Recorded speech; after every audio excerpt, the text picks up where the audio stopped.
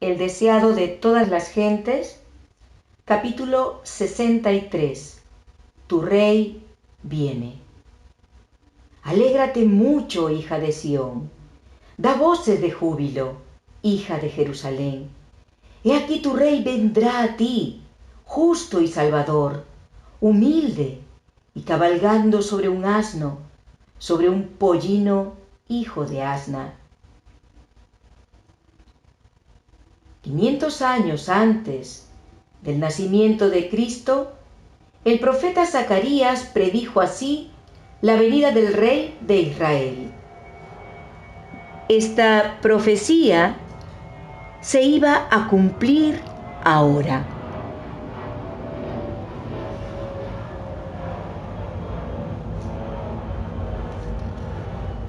El que siempre había rechazado los honores reales iba a entrar en Jerusalén como el prometido heredero del trono de David. Fue en el primer día de la semana cuando Cristo hizo su entrada triunfal en Jerusalén. Las multitudes que se habían congregado para verlo en Betania lo acompañaban ansiosas de presenciar su recepción. Mucha gente que iba en camino a la ciudad para observar la Pascua se unió a la multitud que acompañaba a Jesús. Toda la naturaleza parecía regocijarse. Los árboles estaban vestidos de verdor y sus flores difundían una delicada fragancia en el aire. Una nueva vida y gozo animaban al pueblo. La esperanza del nuevo reino estaba resurgiendo.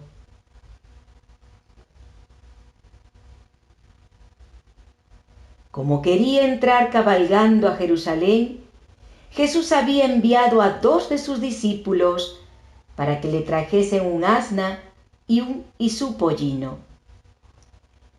En ocasión de su nacimiento, el Salvador dependió de la hospitalidad de extraños.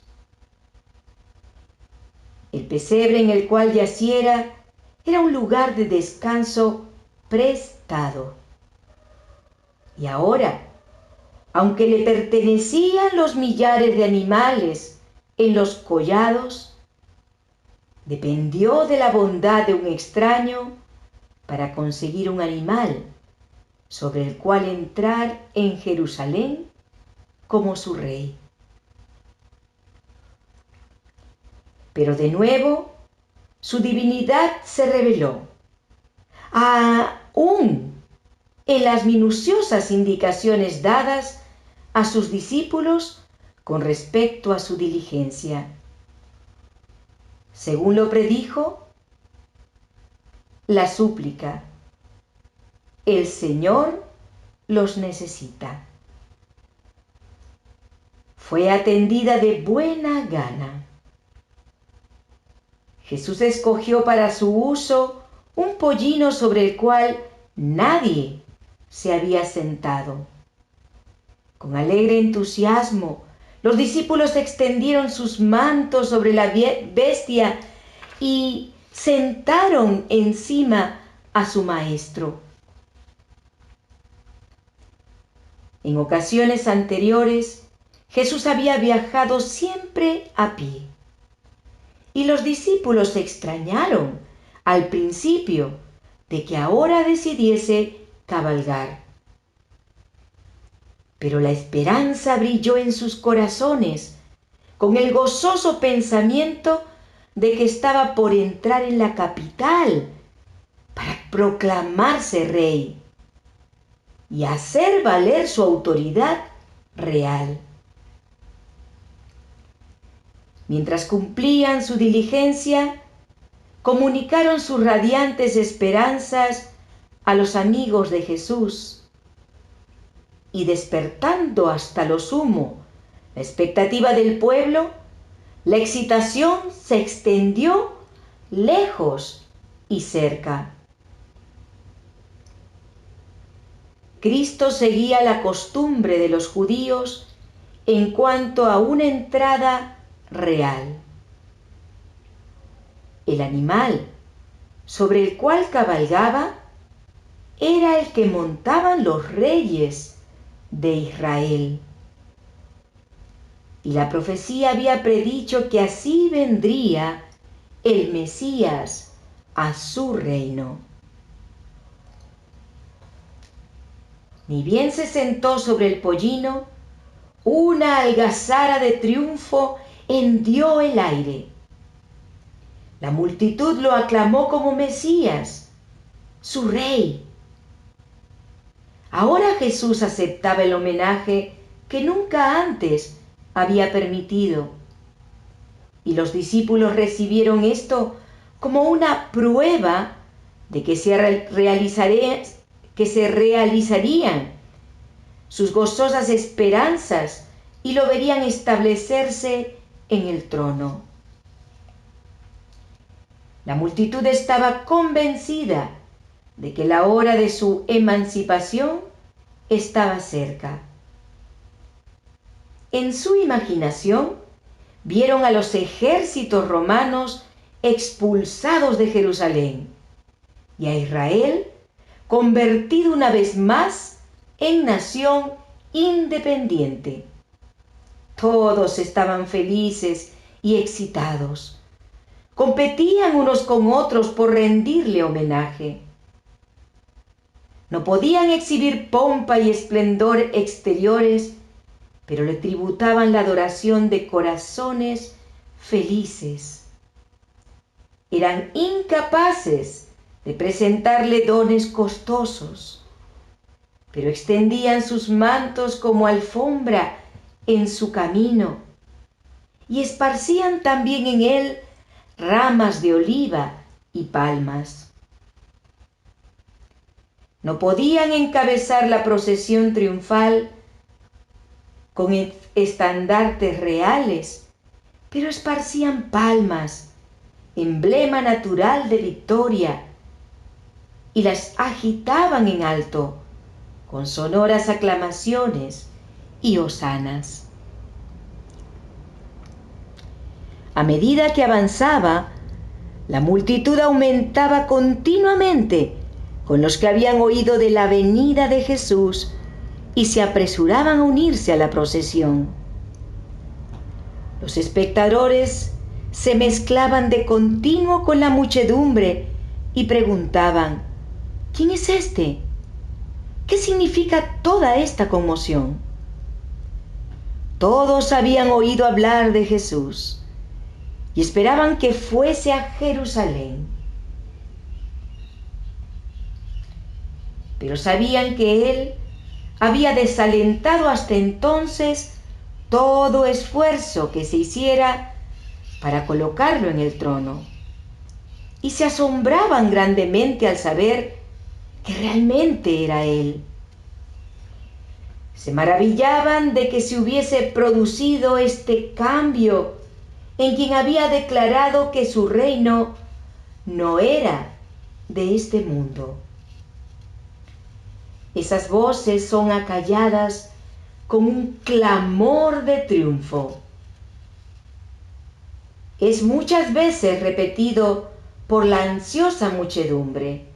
Es recogido por el pueblo a gran distancia y repercute en las colinas y los valles circunvecinos.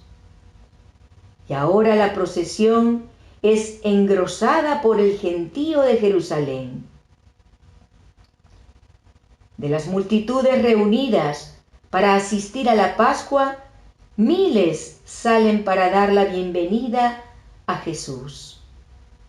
Lo saludan agitando palmas y prorrumpiendo en cantos sagrados.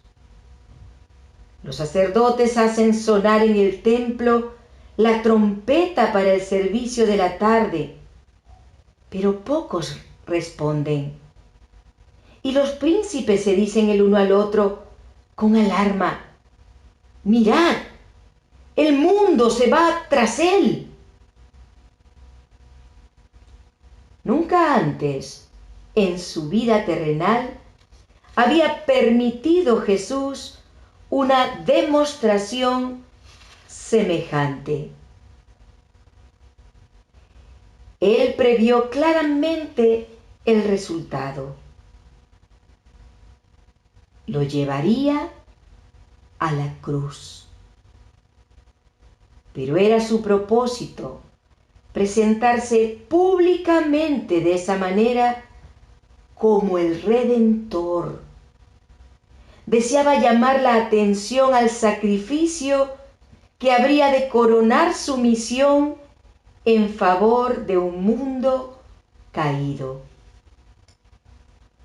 Mientras el pueblo estaba reunido en Jerusalén para celebrar la Pascua, él, el Cordero antitípico, mediante un acto voluntario, se destinó a sí mismo como una oblación. Iba a ser necesario que su iglesia, en todos los siglos siguientes, hiciese de su muerte por los pecados del mundo un tema de profunda meditación y estudio. Cada hecho conectado con ella sería verificado más allá de toda duda. Entonces, era necesario que los ojos de todo el pueblo se dirigieran ahora a él. Los eventos que precedieran a su gran sacrificio debían ser tales que llamasen la atención al sacrificio mismo. Después de una demostración como la que acompañó su entrada en Jerusalén, todos los ojos seguirían su rápida marcha hasta la escena final. Los eventos relacionados con la cabalgata triunfal serían motivo de conversación en todo idioma y pondrían a Jesús en toda mente. Después de su crucifixión, muchos recordarían esos eventos en conexión con su proceso y muerte. Serían inducidos a escudriñar las profecías y se convencerían de que Jesús era el Mesías, y en todos los países los conversos a la fe se multiplicarían. En esta escena de triunfo de su vida terrenal, el Salvador podría haber aparecido escoltado por ángeles celestiales y anunciado por la trompeta de Dios. Pero una demostración tal habría sido contraria al propósito de su misión, contraria a la ley que había gobernado su vida. Él permaneció fiel a la humilde suerte que había aceptado. Debía llevar la carga de la humanidad hasta el momento de dar su vida por la vida del mundo. Este día, que les parecía a los discípulos el día culminante de sus propias vidas, habría sido oscurecido con nubes muy tenebrosas si hubiesen sabido que esta escena de regocijo no era sino un preludio de los sufrimientos y la muerte de su Maestro. Aunque repetidas veces les había hablado de su inevitable sacrificio, sin embargo, en el alegre triunfo presente, olvidaron sus tristes palabras y miraron hacia adelante a su próspero reinado sobre el trono de David. Continuamente se agregaba más gente a la procesión y con pocas excepciones todos los que se unían eran atrapados por la inspiración de la hora y ayudaban a acrecentar las hosanas que sonaban y repercutían de colina en colina y de valle en valle.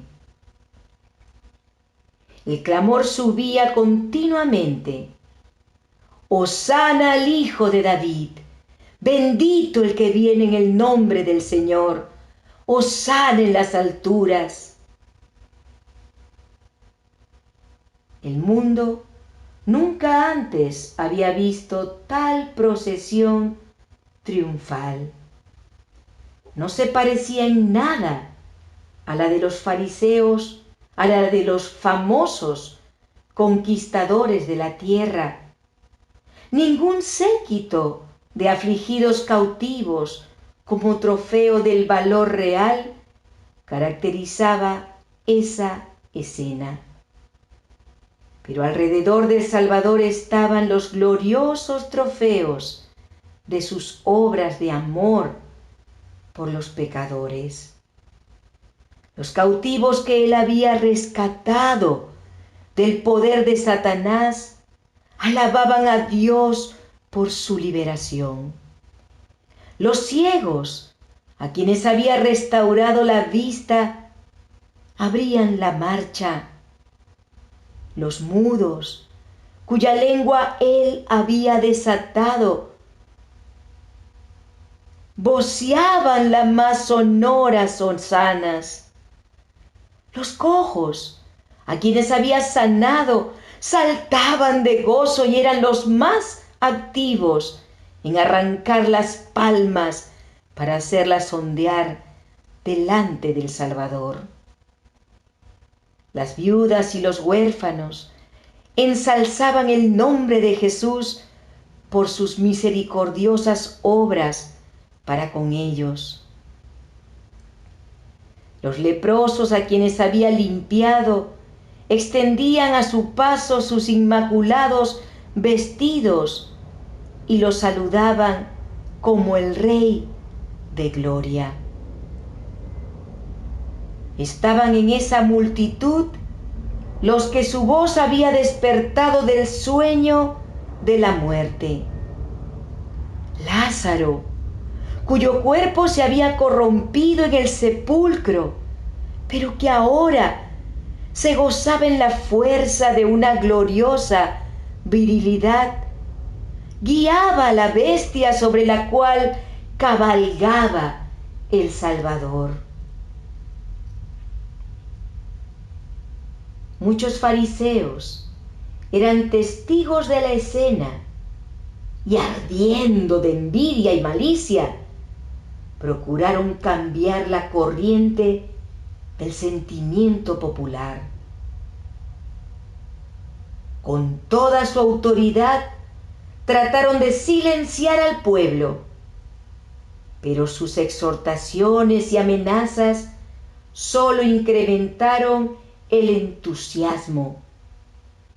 Temían que esa multitud, por la fuerza del número, hiciera rey a Jesús. Como último recurso, se abrieron paso a través del gentío hasta donde estaba el Salvador y lo abordaron con palabras reprobatorias y amenazantes. Maestro, reprende a tus discípulos. Declararon que tan ruidosa demostración era contraria a la ley y que no sería permitida por las autoridades. Pero fueron reducidos al silencio por la respuesta de Jesús. Os digo que si éstos callaran, las piedras clamarían.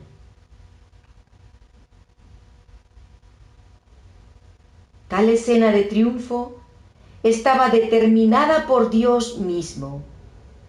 Había sido predicha por el profeta y el hombre era incapaz de desviar el propósito de Dios. Si los hombres no hubiesen cumplido el plan de Dios, Él habría dado voz a las piedras inanimadas y ellas habrían saludado a su Hijo con aclamaciones de alabanza.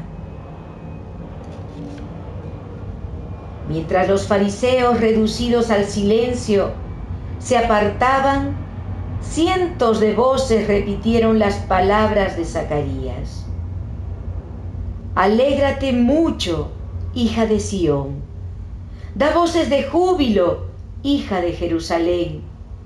He aquí tu rey vendrá a ti, justo y salvador, humilde y cabalgando sobre un asno, sobre un pollino hijo de asna.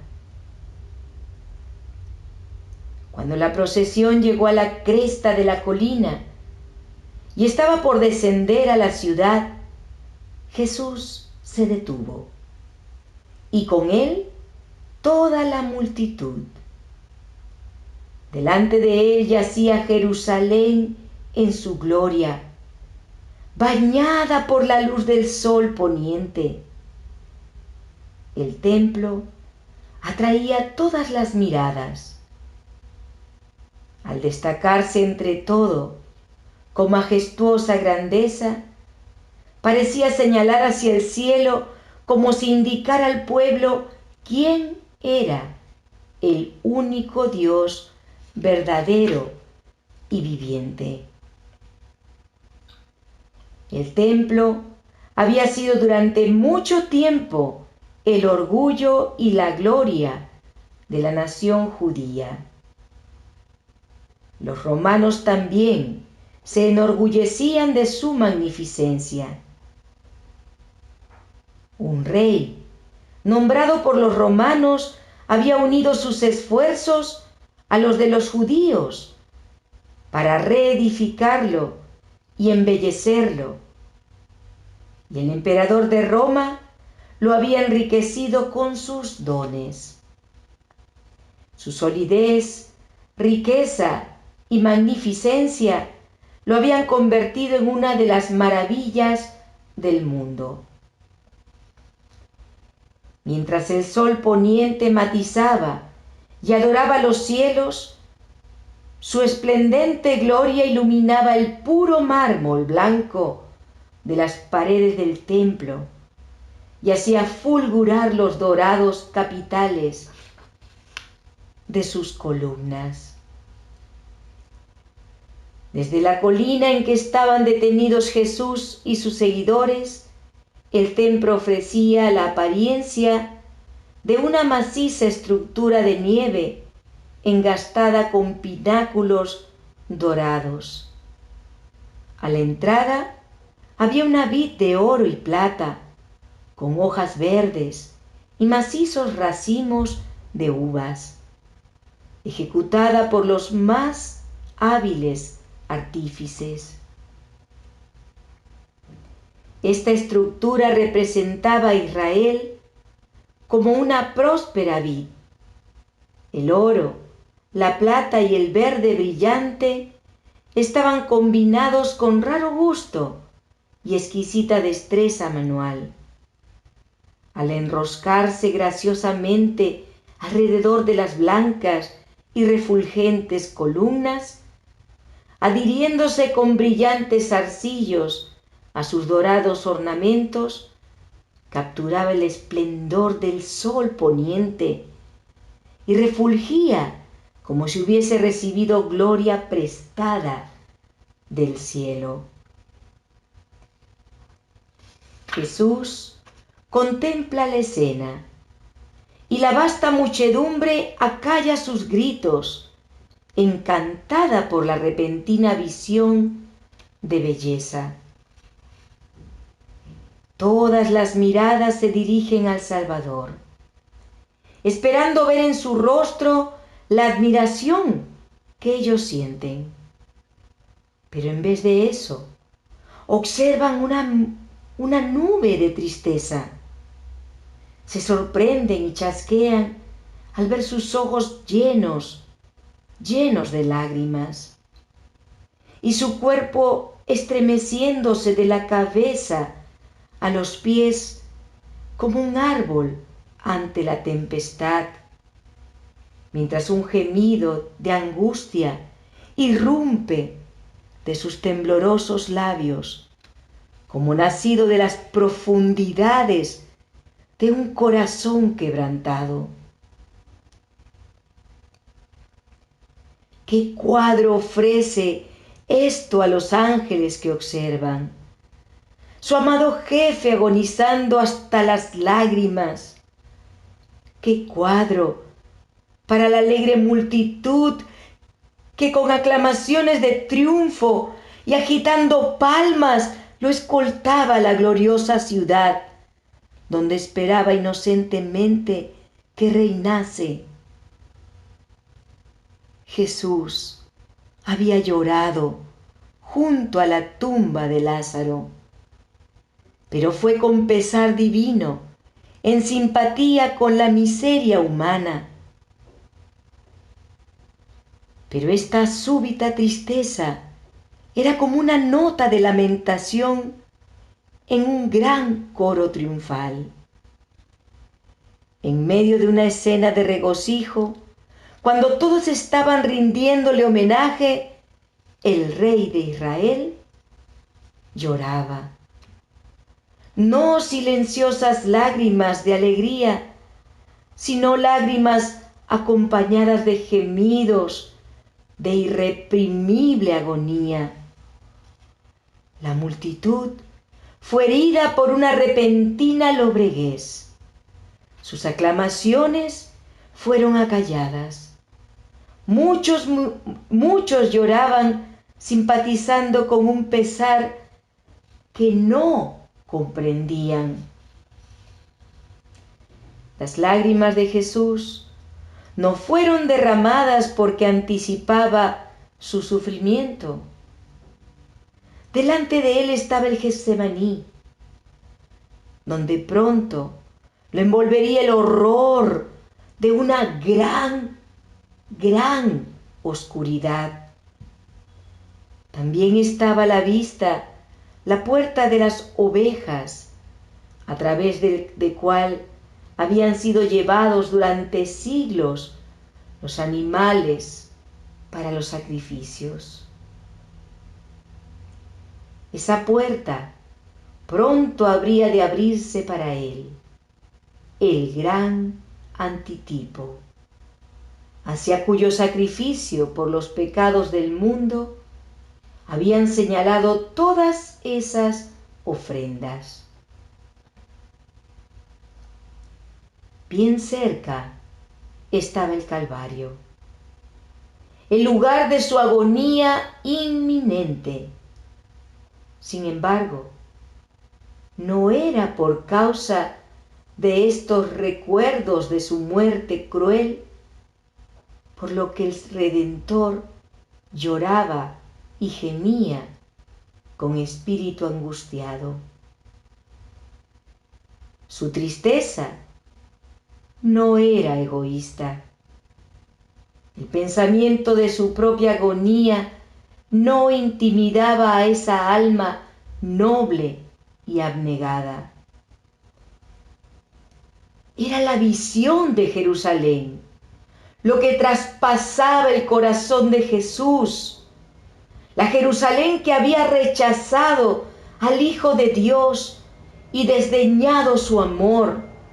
La que rehusaba ser convencida por sus poderosos milagros y que estaba por quitarle la vida. Él vio lo que ella era en su culpabilidad por rechazar a su Redentor y lo que podría haber sido ser si hubiese aceptado al único que podía curar su herida. Él había venido a salvarla. ¿Cómo podía abandonarla? Israel había sido un pueblo favorecido. Dios había hecho del templo su habitación. era de hermosa perspectiva, el gozo de toda la tierra. Allí estaba la crónica de más de 1000 años de custodia protectora y tierno amor de Cristo, como de un padre que sustenta a su Hijo único. En ese templo, los profetas habían proferido sus solemnes advertencias. Allí se habían mecido los incensarios encendidos, mientras el incienso mezclado con las oraciones de los adoradores ascendía a Dios. Allí había fluido la sangre de los animales, típico de la sangre de Cristo. Allí Jehová había manifestado su gloria sobre el propiciatorio. Allí los sacerdotes habían oficiado y había continuado la pompa de los símbolos y las ceremonias durante siglos. Pero todo eso debía tener un final.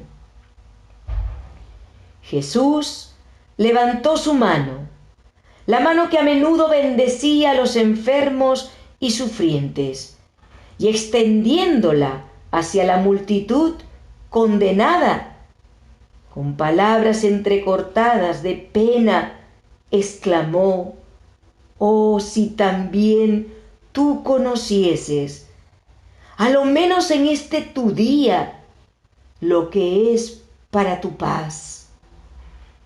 Aquí el Salvador se detuvo y no expresó lo que hubiera podido ser la condición de Jerusalén si hubiese aceptado la ayuda que Dios deseaba darle, el don de su Hijo amado.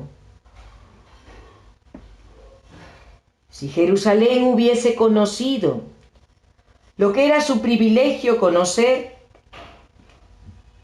y hecho caso de la luz que el cielo le había enviado, podría haberse destacado en la dignidad de la prosperidad como reina de los reinos, libre en la fuerza del poder dado por su Dios.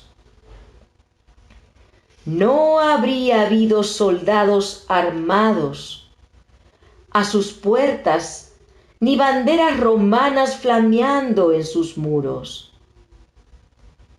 El glorioso destino que podría haber exaltado a Jerusalén si hubiese aceptado a su Redentor, levantado antes en el Hijo de Dios. Vio que hubiera podido ser sanada por él de su grave enfermedad, librada de la servidumbre y establecida como poderosa metrópoli de la tierra. La paloma de la paz hubiera salido de sus muros rumbo a todas las naciones. Hubiera sido la gloriosa diadema del mundo. Pero el brillante cuadro de lo que Jerusalén podría haber sido se desvanece de la vista del Salvador. Él se da cuenta de que ahora ella está bajo el yugo romano, soportando el ceño de Dios, condenada a su juicio retributivo. Reanuda el hilo interrumpido de su lamentación. Mas ahora está encubierto de tus ojos, porque vendrán días sobre ti, cuando tus enemigos te rodearán con vallado, y te sitiarán, y por todas partes te estrecharán, y te derribarán a tierra, y a tus hijos dentro de ti, y no dejarán en ti piedra sobre piedra, por cuanto no conociste el tiempo de tu visitación. Cristo vino para salvar a Jerusalén con sus hijos, pero el orgullo, la hipocresía, el celo y la malicia farisaicos le habían impedido cumplir su propósito.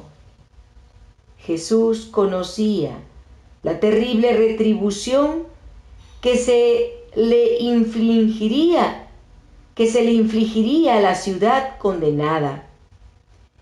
Vio a Jerusalén cercada de ejércitos, a sus sitiados habitantes arrastrados al hambre y a la muerte, a las madres alimentándose con los cuerpos muertos de sus propios hijos, a padres e hijos arrebatándose unos a otros el último bocado, y los afectos naturales destruidos por los punzantes retorcijones del hambre. Vio que la testarudez de los judíos evidenciaba en su rechazo de la salvación ofrecida. También los induciría a rehusar someterse a los ejércitos invasores. Contempló el Calvario, sobre el cual él habría de ser levantado, cuajado de cruces como un bosque de árboles. Vio a sus desventurados habitantes sufriendo torturas sobre el potro y crucificados, los hermosos palacios destruidos, el templo en ruinas, y de sus macizas murallas ni una piedra sobre otra, mientras la ciudad era arada como un campo. Bien podía el Salvador llorar de agonía con esas escenas espantosas a la vista. Jerusalén había sido la niña de su cuidado, y como un padre tierno se lamenta sobre un hijo descarriado, así Jesús lloró sobre la ciudad amada. ¿Cómo puedo abandonarte? ¿Cómo puedo verte condenada a la destrucción? ¿Puedo permitirte colmar la copa de tu iniquidad? Un alma es de tanto valor que en comparación con ella los mundos se reducen a la insignificancia. Pero aquí estaba por perderse una nación entera. Cuando el sol ya en su ocaso desapareciera de la vista, el día de gracia de Jerusalén habría terminado. Mientras la procesión estaba detenida sobre la cresta del Monte de los Olivos, no era todavía demasiado tarde para que Jerusalén se arrepintiese.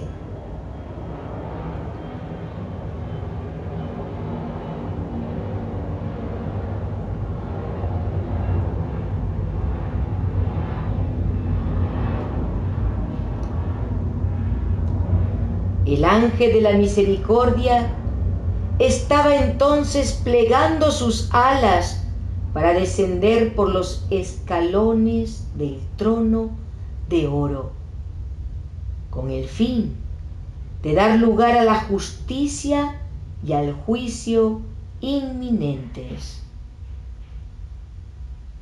Pero el gran corazón de amor de Cristo todavía intercedía por Jerusalén, que había desdeñado sus misericordias y despreciado amonestaciones, y que estaba por empapar sus manos en su sangre.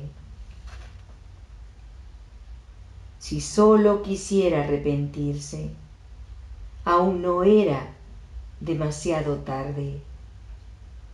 Mientras los últimos rayos del sol poniente se demoraban sobre el templo, la torre y el pináculo, ¿no la guiaría algún ángel bueno al amor del Salvador e impediría su sentencia?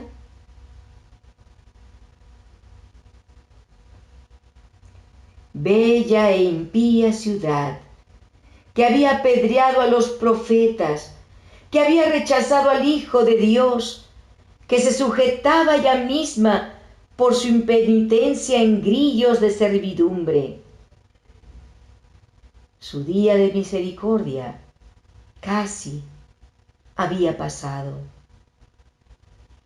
Sin embargo, el Espíritu de Dios habla otra vez a Jerusalén.